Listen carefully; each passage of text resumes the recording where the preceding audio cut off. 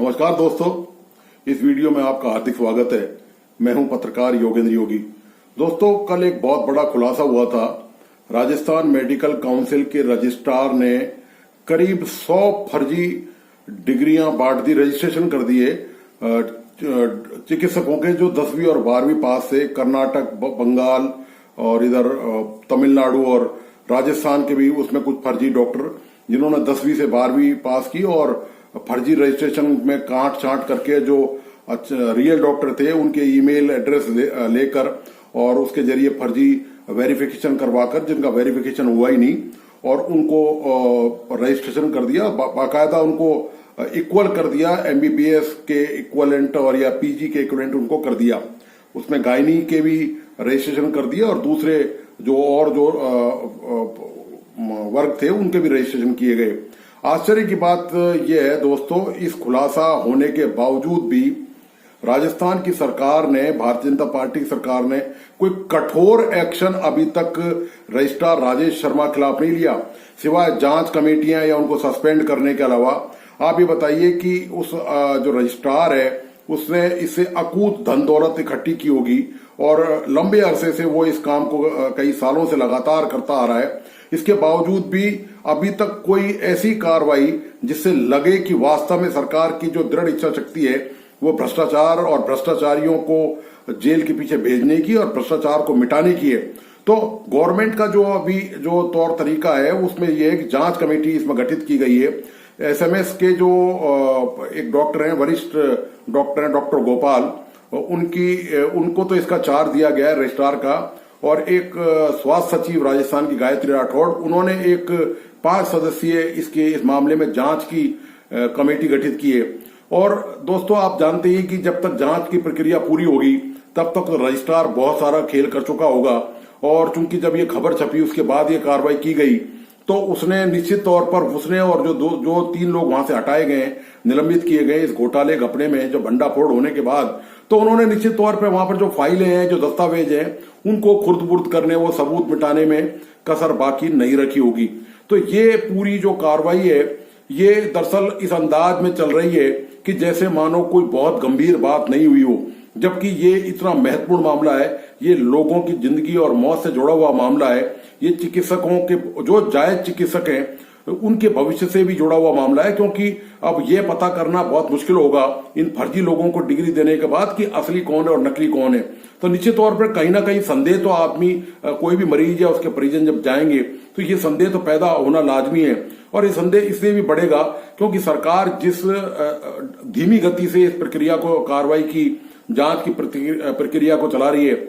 और दोस्तों, एक आश्चर्य की बात इसमें यह भी है, भारतीय जनता पार्टी के राज्यसभा सांसद डॉक्टर किरोड़ीलाल मीणा जो है, उन्होंने वो एमएलए हैं, तो उन्होंने इस बात का, और वो मंत्री भी है सरकार में, उनका ये दावा है कि ये जो डॉक्टर राजेश शर्मा ने, जो रजिस्ट्रार, निलंबित रजिस्ट्रार हैं, इसने जो डिग्रियां बेची हैं 10वीं 12वीं के पास लोगों को, उन डिग्रियों के लिए 30 से 50 लाख रुपए लिए गए प्रत्येक कैंडिडेट से।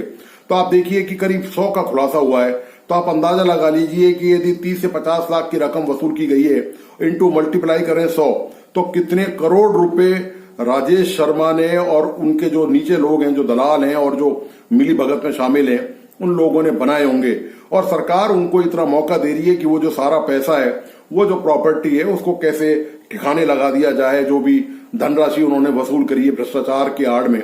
और एक और भी आश्चर्य की बात यह है कि राजस्थान का जो एंटी करप्शन डिपार्टमेंट है वो अभी हाथ पर हाथ धर के बैठा हुआ है।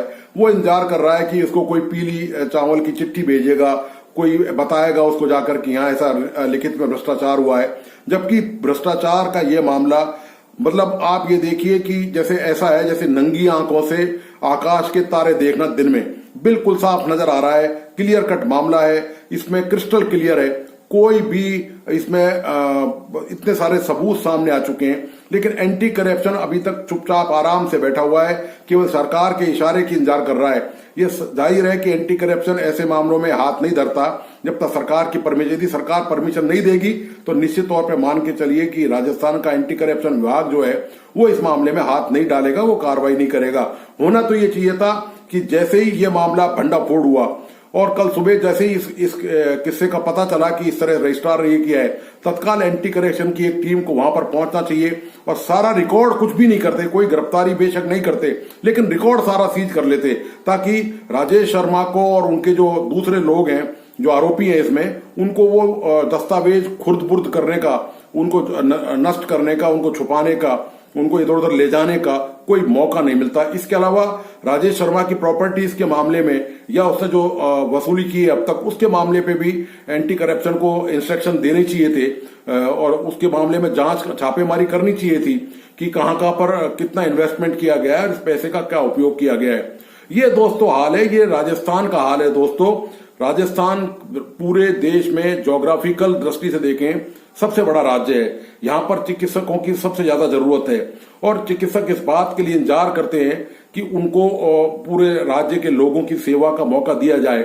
आप जानते हैं कि इस समय जब मानसून खत्म हो चुका है और जो संक्रामक बीमारियां हैं, जो मौसमी बीमारियां हैं, मलेरिया फैल रहा है, डेंगू बुरी तरह फैल रहा है, चिकित्सकों की राजस्थान को सख्त आवश्यकता है। और राजस्थान में चिकित्सक की यदि हम तुलना करें, देखें तो मुश्किल से बहुत कम चिकित्सक आपको राजस्थान में मिलेंगे और दूर दराज इलाकों में चिकित्सक है ही नहीं। सरकार चिकित्सा के नाम पर लोगों के जीवन को बेहतर बनाने के लिए, उनको स्वस्थ रखने के लिए जितना गंभीर प्रयास करना चाहिए था उतना नहीं कर रही है।